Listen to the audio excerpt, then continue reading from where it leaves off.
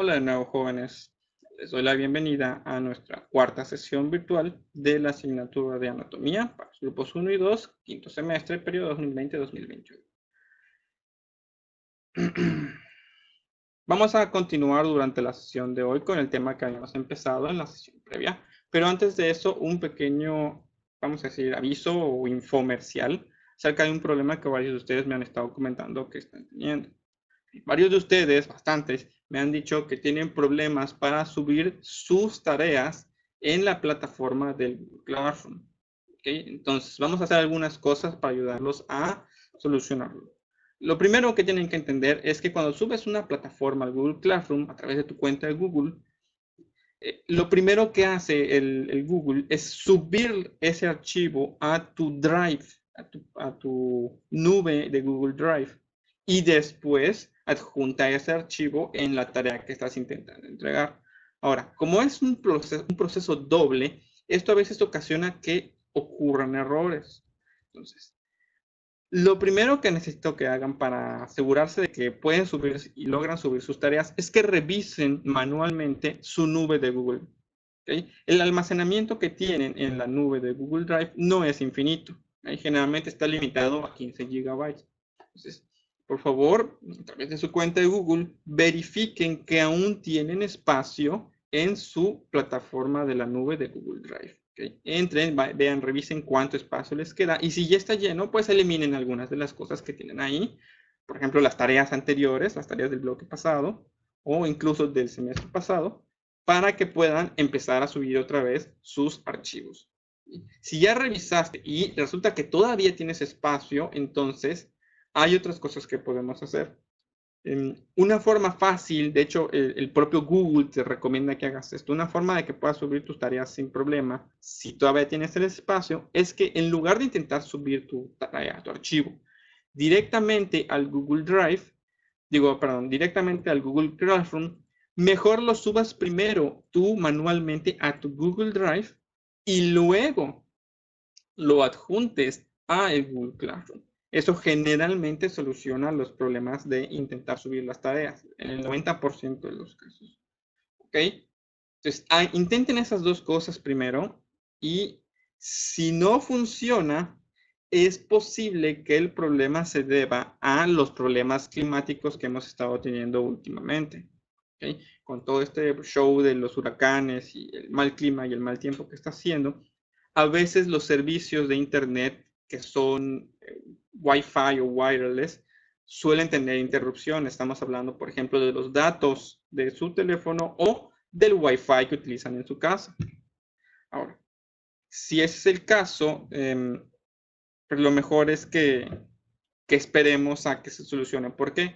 Porque cuando tú tomas una foto con el teléfono, el peso de la foto, a menos que tú manualmente comprimas esa foto, el peso de las fotos puede llegar a ser bastante. O sea, una sola foto tomada por un teléfono o un smartphone puede llegar a pesar entre 1 y 3 megabytes. Si aparte tú en un archivo vas poniendo 2, 3 o hasta 4 fotos de tu tarea, el peso llega a ser bastante. Entonces, cuando intentamos subir un archivo de ese tamaño en una red inestable, es casi seguro que va a fallar. Entonces, si ese es el caso, mejor esperemos un poquito para poder entregar sus tareas. Para esta ocasión, por el problema que estamos teniendo con el clima, para la última tarea que les marqué, la fecha de entrega se va a extender hasta el 3 de noviembre. ¿Okay? Tú puedes entregar hasta el 3 de noviembre y no vas a tener ningún problema. ¿De acuerdo?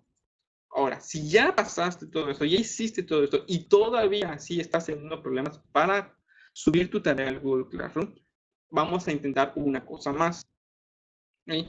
Hay otros servicios en la nube que puedes utilizar y que son gratuitos y que te ofrecen almacenamiento gratuito. Estamos hablando, por ejemplo, del Microsoft Drive, estamos hablando del Dropbox, estamos hablando del Mega. ¿Okay? Entonces, hay varios servicios que puedes utilizar. Intenta subir tu trabajo, tu tarea, a alguno de esos servicios gratuitos con tu cuenta y luego lo puedes compartir como un enlace compartido a través de la tarea de Google Classroom. ¿Okay? No necesariamente tienes que subir un archivo, puedes poner el enlace de la tarea. Y solamente asegúrate de ponerle en la parte que te da la opción de entregado para que a mí me aparezca que ya entregaste tu tarea y pueda revisar que pusiste un vínculo, porque si no, a veces, si no le pones entregado y no pusiste un archivo, pusiste un vínculo, el Google no me dice que ya terminaste tu tarea. Entonces, asegúrate de ponerle eso, ¿verdad? Entonces, varios de ustedes, de hecho, ya me enviaron su tarea a través del WhatsApp o del correo electrónico, pero por favor, vamos a tratar de evitar, dentro de lo posible, tener que recurrir a esto. ¿Por qué? Porque son muchos alumnos y no solamente ustedes están teniendo este problema, los alumnos de biología también. ¿Okay? Son más de 200 alumnos en total los que tengo que estarles dando clase y si todos me empiezan a enviar sus tareas por el correo, es muy, muy, muy factible que se me pase alguno. Perdón. Entonces, por eso no es recomendable usar el correo. Es mejor tenerlo a la vista en el Google Cloud. Y hay todas estas formas de hacerlo. Entonces, ya con esto termino el pequeño infomercial que les había dicho.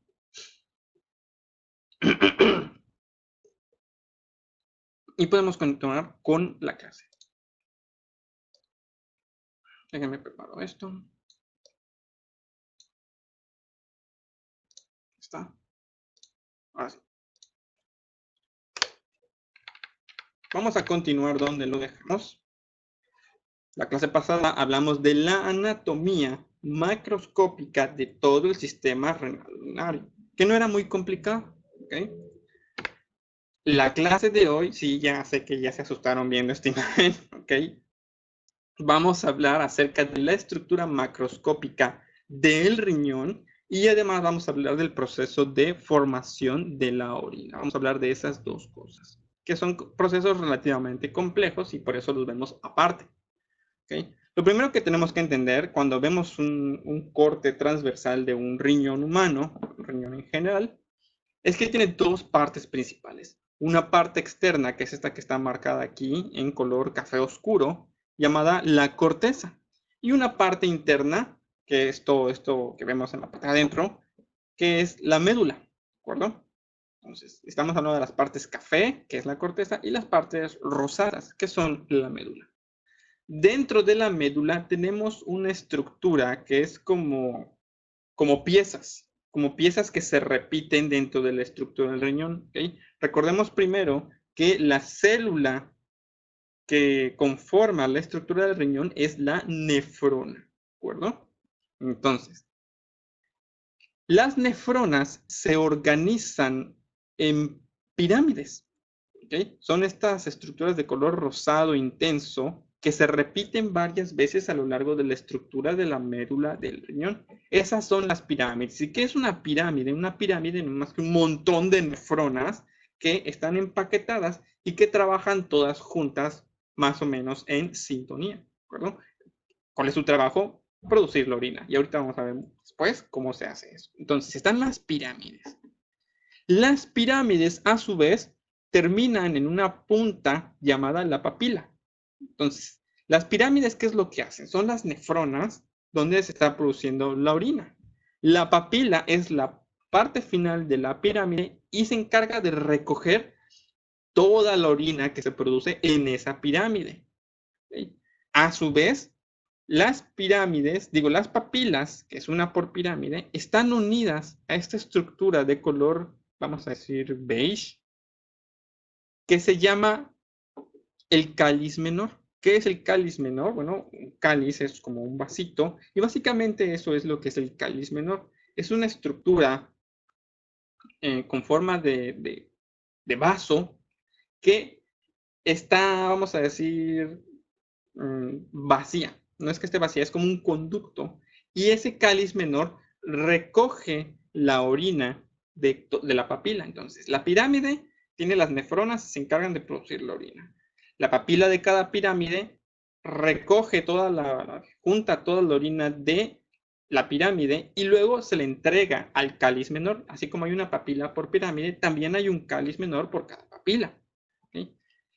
Luego vemos aquí que los cálices menores se van uniendo y forman como que uno más grande. Es el cáliz mayor.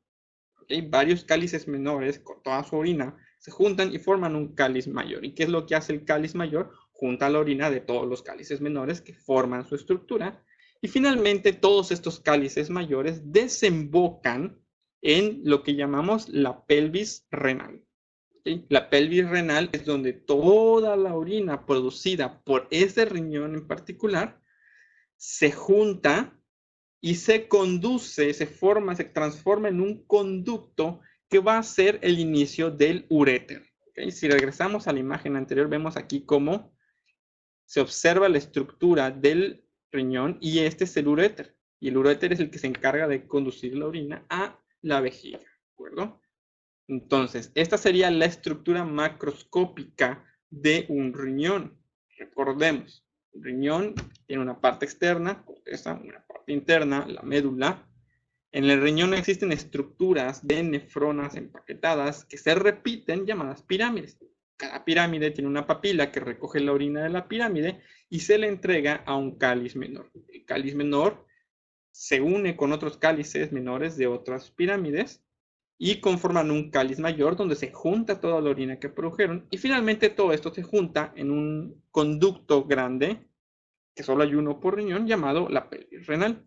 La pelvis renal sale del riñón y se va convirtiendo en un conducto llamado el uréter, que transporta la orina hasta la vejiga. ¿De acuerdo? Además podemos observar el ilio renal, que es la zona, la abertura por la cual entran varias de las estructuras externas al riñón, como las venas y las arterias renales. ¿Okay? Entonces, ¿estamos entendiendo la estructura macroscópica del riñón? Espero que sí. Espero que estén tomando notas. Ahora vamos a hablar acerca de la producción de la orina. Esta cosa extraña que vemos aquí es una nefrona. ¿De acuerdo? Ya habíamos mencionado que las células que conforman a los riñones se llaman las nefronas. Ahora, esto que estamos viendo aquí es una. Por lo tanto, entendemos que en un riñón hay cientos de miles de estas cosas que estamos viendo aquí, de estas nefronas. ¿Okay? Y la función de una nefrona es producir la orina. ¿Y cómo la va a producir? A través de 3 pasos que vemos aquí indicados por colores. El primero de esos pasos es la filtración y sucede en una parte de la nefrona que se llama el glomérulo. ¿Sí? ¿Qué es ese dichoso glomérulo? Bueno, el glomérulo es la parte de la nefrona que está en contacto directo e íntimo con el sistema circulatorio. ¿Sí? Los capilares que vienen de las venas y las arterias renales desembocan principalmente al glomérulo. ¿Sí? Aquí en el glomérulo es donde tiene lugar el proceso de ultrafiltración que ya habíamos visto hace tiempo en el bloque anterior cuando hablamos de transporte celular. Y a través de la presión sanguínea, los desechos y el agua y muchas otras cosas que están en la sangre entran a la nefrona, ahora sí que a presión, y esa es la filtración. Sin embargo, como entra a través de una fuerza hidrostática, que es la presión arterial, a veces entran, no a veces, siempre entran al glomérulo más cosas de las que realmente queremos desechar. Por ejemplo, entra más agua o pueden llegar a entrar algunas proteínas, algunos carbohidratos, cosas que no queremos eliminar, incluso algunos hematíes. Entonces, el glomérulo, donde ya se llevó a cabo la filtración de la sangre, y ya podemos hablar de un lado está la sangre y del otro lado está todo lo demás que no queremos supuestamente.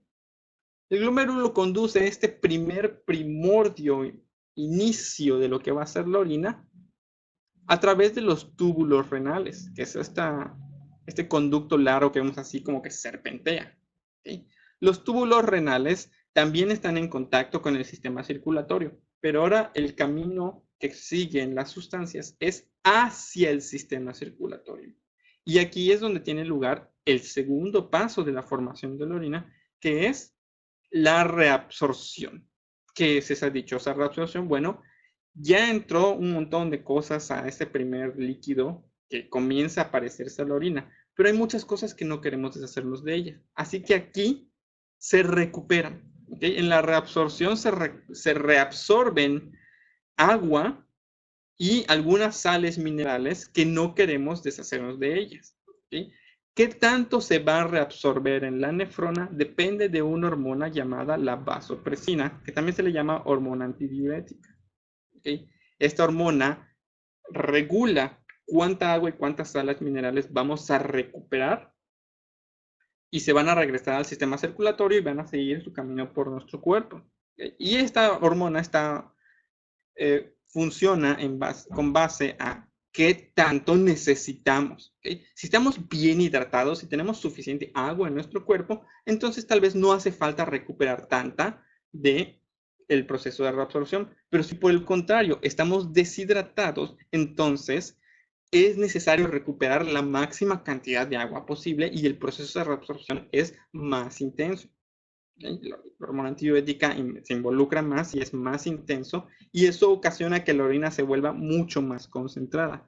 Lo que pasa, por ejemplo, a veces cuando en la mañana, como pasamos mucho tiempo sin beber agua, porque pues estábamos durmiendo, deberíamos estar durmiendo por lo menos 6 u 8 horas, a veces dormimos más que eso, y eso ocasiona que nuestro cuerpo comience a perder su nivel de hidratación y el cuerpo, para responder a esto, empieza a concentrar la orina retirándole el agua. Hay más sales y solutos y menos agua. Y por eso en la mañana nuestra orina suele ser un poquito más concentrada. Y por eso también es recomendable que una de las primeras cosas que hagas en la mañana es tomar un vaso de agua. ¿Okay? Entonces, en estos túbulos renales sucede la reabsorción. Finalmente llegamos a la última parte del túbulo renal, que es donde sucede la última parte, el tercer paso de la formación de orina, que es la secreción. ¿Qué es hacer secreción? Bueno, es un paso en el cual vamos a decir, pues sí, se secretan, ¿okay? Recuerden que secretar es producir una sustancia y liberarla.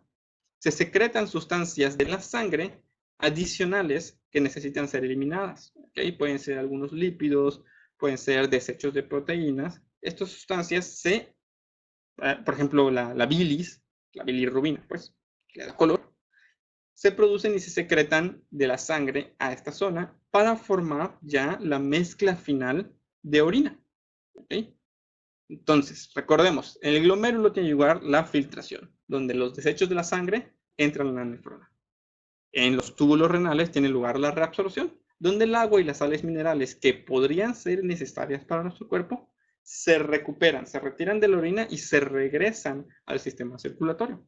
Y finalmente, en la parte final del túbulo renal, sucede la secreción, donde algunas cuantas sustancias adicionales que tienen que estar en la orina se liberan al interior y siempre del sistema circulatorio.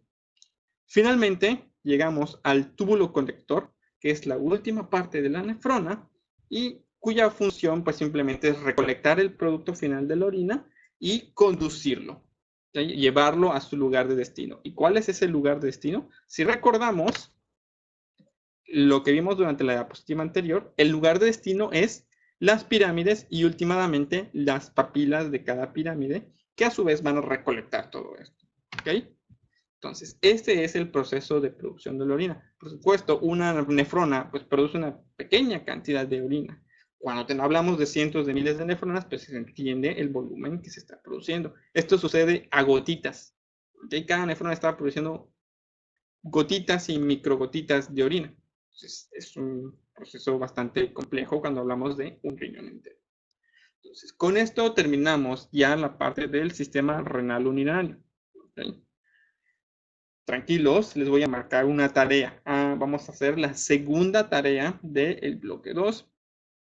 Y no es difícil, la verdad es que está muy sencilla. Y estamos acostumbrados a las tareas de anatomía, ya se los había dicho.